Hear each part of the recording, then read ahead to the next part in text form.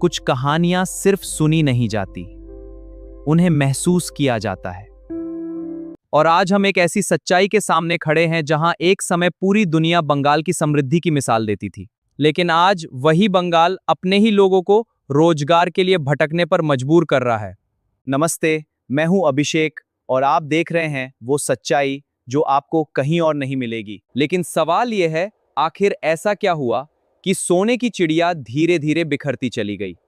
एक समय था जब दुनिया की 12% अर्थव्यवस्था एक ही जगह से चलती थी और उस जगह का नाम था बंगाल। लेकिन 1757 में प्लासी की लड़ाई के बाद सब कुछ बदल गया। ब्रिटिश ईस्ट इंडिया कंपनी ने बंगाल पर अपना नियंत्रण स्थापित कर लिया और यहीं से शुरू हुई बंगाल की आर्थिक लूट। किसानों से उनकी फसल का लगभग आधा हिस्सा टैक्स में लिया गया। उन्हें मजबूर किया गया कि वे खाने की जगह इंडिगो और अफीम उगाएं, जिसके वजह से सन 1770 के समय बंगाल के कुछ क्षेत्रों में सूखा और खाद्य संकट देखने को मिला। इतनी बड़ी त्रासदी के बाद भी बंगाल ने हार नहीं मानी। यहां से शुरू हुआ बंगाल का पुनर्जागरण। शिक्षा, विज्ञान और सामाजिक सुधारों में बंगाल फिर से आगे बढ़ने लगा। आजादी के समय बंगाल भारत का सबसे विकसित राज्य था। पूरे देश के औद्योगिक उत्पादन का एक बड़ा हिस्सा यहीं से आता था। हावड़ा को मैनचेस्टर ऑफ द ईस्ट कहा जाता था। लेकिन 1960 के दशक में खाद्य संकट तेजी से बढ़ने लगा। राशन की दुकानों पर लंबी लाइनें लगने लगी, लेकिन अनाज कम पड़ने लगा। महंगाई बढ़ रही थी और लोगों का गुस्सा भी। लोग सड़कों पर उतर आए, प्रदर्शन और विरोध बढ़ने लगे। पूरा माहौल अस्थिर हो गया और यहीं से शुरू हुआ एक ऐसा दौर जिसने आने वाले 50 सालों की दिशा बदल दी। 1967 के बाद बंगाल में एक नई विचारधारा उभरने लगी। साम्यवाद। धीरे धीरे इसका प्रभाव लोगों के बीच फैलने लगा और राजनीतिक अस्थिरता बढ़ने लगी। हिंसा की घटनाएं सामने आने लगी। उद्योगों में डर का माहौल बनने लगा और धीरे धीरे बंगाल की अर्थव्यवस्था पर इसका असर दिखने लगा। साम्यवादी शासन के दौरान बंगाल में एक नई संस्कृति शुरू हुई। हड़ताल और विरोध, छोटी छोटी बातों पर भी काम बंद हो जाता था। कारखाने रुकने लगे और उत्पादन ठप होने लगा। कारखानों के मालिकों को घेरा जाने लगा, उन पर दबाव डाला गया। कई जगह हिंसा भी हुई। इसका परिणाम यह हुआ कि उद्योग धीरे धीरे बंगाल छोड़ने लगे और आर्थिक गिरावट तेज हो गई। जब बाकी भारत आईटी क्रांति की ओर बढ़ रहा था, तब बंगाल में पुराने तरीकों से ही काम किया जा रहा था। और जब कंप्यूटर लाने की बात हुई तो उसका विरोध किया गया। बैंकों में कंप्यूटर लगाने तक पर हड़ताल हो गई और इसी वजह से एक पूरी पीढ़ी पीछे रह गई।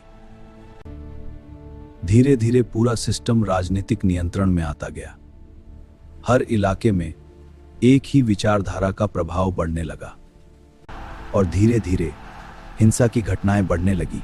पूरा माहौल डर और अस्थिरता से भर गया और इसी दौरान कैडर सिस्टम मजबूत होता चला गया। समय के साथ बंगाल की अर्थव्यवस्था धीरे धीरे गिरती चली गई। उद्योग बंद होने लगे और रोजगार के अवसर कम होते गए और इसी के साथ लोगों के बीच बदलाव की मांग बढ़ने लगी।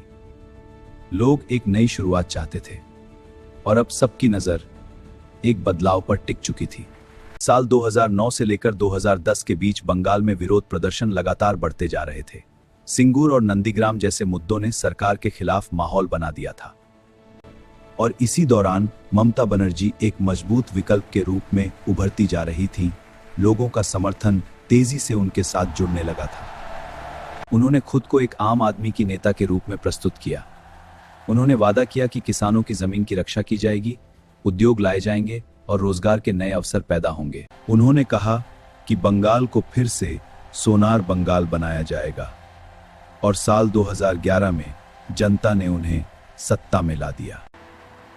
लेकिन जिस बदलाव की उम्मीद में लोगों ने एक नई सरकार को चुना था, धीरे धीरे वही उम्मीद सवालों में बदलती चली गई। समय के साथ कई जगहों पर बदलाव की उम्मीदें बनी, लेकिन हर बदलाव एक जैसा नहीं होता और यहीं से एक नई कहानी शुरू होती है। कुछ घटनाओं ने गांव और शहर दोनों जगह लोगों के मन में असुरक्षा की भावना पैदा कर दी और धीरे धीरे भरोसा कमजोर होता चला गया, जिसके वजह से 2011 के बाद धीरे धीरे कई कंपनियां राज्य से बाहर जाती चली गईं और इसका असर सीधे रोजगार पर पड़ता चला गया। समय के साथ रोजगार के अवसर कम होते चले गए और लाखों लोग काम की तलाश में संघर्ष करते नजर आए। और धीरे धीरे यह एक मजबूरी बनती चली गई, जहां लाखों युवा अपने घर छोड़कर दूसरे राज्यों की ओर जाने लगे। समय के साथ कुछ ऐसी घटनाएं सामने आईं जिन्होंने पूरे देश को हिलाकर रख दिया। कोलकाता के आरजीकर मेडिकल कॉलेज की घटना ने लोगों के मन में सुरक्षा को लेकर गंभीर सवाल खड़े कर दिए, और वहीं संदेश खाली जैसे मामलों ने ग्रामीण इलाकों में डर और असुरक्षा की भावना को और गहरा कर दिया। मैं आपसे कुछ सीधे सवाल पूछना चाहता हूं। जिस बदलाव की उम्मीद में लोगों ने चुना था, क्या वो बदलाव मिला, या आज बंगाल की हकीकत कुछ और ही कहानी कह रही है? क्या ममता बनर्जी की सरकार कम्युनिस्ट सरकार से बेहतर साबित हुई है, या हालात पहले जैसे ही या उससे भी खराब हो गए हैं? 7,000 से ज्यादा कंपनियां क्यों चली गईं? युवाओं को रोजगार क्यों नहीं मिल पाया? अपराध, भ्रष्टाचार और गुंडाराज कब तक चलता रहेगा? महिलाओं की सुरक्षा पर इतने सवाल क्यों खड़े हो रहे हैं? वादा कुछ और था और हकीकत कुछ और क्यों बन गई? क्या बंगाल का भविष्य सिर्फ नारों और वादों में ही रह गया है? और सबसे बड़ा सवाल, क्या इस बार बंगाल फिर से बदलाव लाएगा, वैसा ही बदलाव जैसा कभी आजादी के समय दुनिया को रास्ता दिखाया था? अपना जवाब कमेंट में जरूर बताएं। अगर वीडियो आपको अच्छा लगा हो तो ऐसे ही और वीडियो के लिए चैनल को सब्सक्राइब जरूर करें, और इस वीडियो को अपने दोस्तों और प्रियजनों के साथ जरूर शेयर करें। धन्यवाद। जय श्री राम, जय हिंदू राष्ट्र।